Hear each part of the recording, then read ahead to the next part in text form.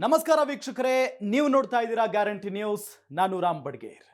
ಚಿತ್ರದುರ್ಗದ ರೇಣುಕಾ ಸ್ವಾಮಿ ಕೊಲೆ ಪ್ರಕರಣಕ್ಕೆ ಸಂಬಂಧಪಟ್ಟಂತೆ ಈಗಾಗಲೇ ದರ್ಶನ್, ಪವಿತ್ರ ಗೌಡ ಸೇರಿದಂತೆ 17 ಜನ ಆರೋಪಿಗಳನ್ನು ಅರೆಸ್ಟ್ ಮಾಡಲಾಗಿದೆ. ಎಂಥ ದೊಡ್ಡ ಮಟ್ಟದ ಸುದ್ದಿ ಓಡಾಡ್ತಾ ಇದೆ ರಾಜ್ಯದಲ್ಲಿ, ನೀವು ನೋಡ್ತಾನೆ ಇದ್ದೀರಿ, ಗಮನಿಸ್ತಾನೆ ಇದ್ದೀರಿ. ಇದೆಲ್ಲದರ ನಡುವೆ ಈ ದರ್ಶನ್ ಮತ್ತು ಪವಿತ್ರ ಗೌಡ ಅವರ ಪರಿಚಯ ನಿಮಗೆ ಇದ್ದೇ ಇದೆ.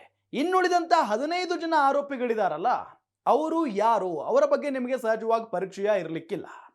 ಆ 15 ಜನ ಆರೋಪಿಗಳು ಯಾರು, ಎಲ್ಲಿಯವರು, ಈ ಕೊಲೆ ಪ್ರಕರಣದಲ್ಲಿ ಅವರ ಕೈವಾಡ ಏನು, ಅವರ ಪಾತ್ರ ಏನು, ಇದು ಸಹಜವಾಗಿ ನಿಮಗೆ ಗೊತ್ತಿರಲಿಕ್ಕಿಲ್ಲ. ಇದರ ಬಗ್ಗೆ ನಾನೀಗ ಮಾಹಿತಿಯನ್ನು ಕೊಡ್ತೀನಿ ನಿಮಗೆ. ಸಹಜವಾಗಿ ಈ ಕೊಲೆ ಪ್ರಕರಣದಲ್ಲಿ A1 ಆರೋಪಿ ಪವಿತ್ರ ಗೌಡ ಅನ್ನೋದು ಗೊತ್ತಿದೆ. A2 ಆರೋಪಿ ಚಾಲೆಂಜಿಂಗ್ ಸ್ಟಾರ್ ದರ್ಶನ್ ಅನ್ನೋದು ಕೂಡ ಸಹಜವಾಗಿ ಗೊತ್ತಿರುವಂತ ವಿಚಾರ.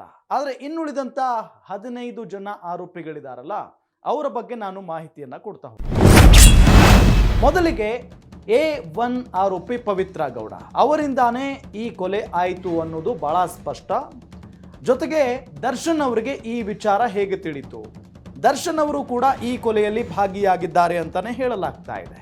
ಹಾಗಾಗಿ ಅವರು A1 ಮತ್ತು A2 ಆರೋಪಿಗಳಾಗಿದ್ದಾರೆ. ಇನ್ನು ಆರೋಪಿ ನಂಬರ್ 17 ನಿಖಿಲ್ ನಾಯಕ್, ದರ್ಶನ್ ಅಭಿಮಾನಿಯಾಗಿದ್ದ. ಪವನ್ ಮೂಲಕ ದರ್ಶನ್ಗೆ ಲಿಂಕ್ ಆಗಿತ್ತು, ದರ್ಶನ್ ಫ್ರೆಂಡ್ಶಿಪ್ ಆಗಿತ್ತು. ಮೃತದೇಹ ಬಿಸಾಡಿದ ಆರೋಪ ಈತನ ಮೇಲಿದೆ, ಪಾತ್ರವೂ ಕೂಡ ಅದೇ. ಪೊಲೀಸರಿಗೆ ಶರಣಾಗಿದ್ದ ಈತ ನೇರವಾಗಿ ಹೋಗಿ ನಾನೇ ಕೊಲೆ ಮಾಡಿದ್ದೀನಿ, ನನ್ನ ಮತ್ತು ಸ್ವಾಮಿಯ ನಡುವೆ ಹಣದ ವ್ಯವಹಾರ ಇತ್ತು, ಹಾಗಾಗಿ ನಾವು ಆತನನ್ನ ಕೊಂದಿದ್ದೇವೆ, ನಾವೇ ಅಲ್ಲಿ ಹೆಣವನ್ನ ಬಿಸಾಡಿದ್ದು ಅಂತ ಹೇಳಿ ಸರೆಂಡರ್ ಆಗೋಕ್ಕೂ ಹೋಗಿದ್ದಾರೆ. ಆಗ ಬಾಯ್ ಬಿಟ್ಟಿದ್ದಾರೆ, ಒಂದೊಂದೇ ಸತ್ಯವನ್ನ ಅರೆಸ್ಟ್ ಆಗಿದ್ದಾರೆ. ಇದರಲ್ಲಿ ಒಂದು ಅಂದ್ರೆ A17 ವರೆಗೂ ಕೂಡ ನಾನು ಅವ್ರು ಯಾರು, ಅವರ ಪಾತ್ರ ಏನು ಈ ಪ್ರಕರಣದಲ್ಲಿ ಅನ್ನೋದನ್ನ ಡೀಟೇಲ್ ಆಗಿ ಹೇಳಿದೆ. ಒಂದಂತೂ ಬಹಳ ಸ್ಪಷ್ಟವಾಗಿ ಗೊತ್ತಾಗ್ತಾ ಇದೆ, ದರ್ಶನ್ ಅಂತ ಅಂದ್ರೆ ಸೂಪರ್ ಸ್ಟಾರ್ ಆಗಿರಬಹುದು, ಚಾಲೆಂಜಿಂಗ್ ಸ್ಟಾರ್ ಆಗಿರಬಹುದು, ಅಭಿಮಾನಿಗಳ ಆರಾಧ್ಯ ದೈವ ಆಗಿರಬಹುದು. ಪವಿತ್ರ ಗೌಡ ದರ್ಶನ್ ಅವರ ಪ್ರಿಯತಮೆನೂ ಕೂಡ ಆಗಿರಬಹುದು. ಅವರಿಬ್ಬರ ಪರಿಚಯ ನಿಮಗಿದ್ದೇ ಇರುತ್ತೆ. ಆದರೆ ದರ್ಶನ್ ಅವರ ಜೊತೆಗೆ ಈ ಪ್ರಕರಣದಲ್ಲಿ ಭಾಗಿಯಾದವರೆಲ್ಲ ದೊಡ್ಡ ದೊಡ್ಡ ಶ್ರೀಮಂತರೇನಲ್ಲ, ಬಡ ಮಕ್ಕಳಿವರು, ಬಡವರ ಅಥವಾ ಬಡ ತಂದೆ ತಾಯಿಗಳಿಗೆ ಜನಿಸಿದಂಥ ಮಕ್ಕಳಿವರು. ದರ್ಶನ್ ಅವರ ಜೊತೆಗೂಡಿ ಹೀಗಾಗಿರೋದು ನೋಡಿ. ಹೇಳ್ತಾ ಇದ್ದೀನಲ್ಲ, 3 ಜನ ಆಟೋ ಡ್ರೈವರ್ಸ್ ಇದ್ದಾರೆ, ಒಬ್ಬ ಬಾಡಿಗೆ ಕಾರ್ ಓಡಿಸ್ತಾನೆ ಆರೋಪಿ.